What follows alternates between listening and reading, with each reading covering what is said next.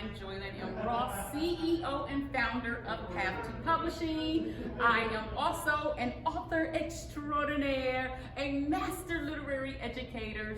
So honored to be here today to teach you the book business. Okay, so we only got like an hour, so I can't teach you the full book business, okay? But I am definitely going to touch upon those points that will allow you to take your book from being considered a hobby or a passion project into an actual business. And although the humble thing to say is, I will write whether I got paid or not. I will put my message out there to the world whether I got paid or not.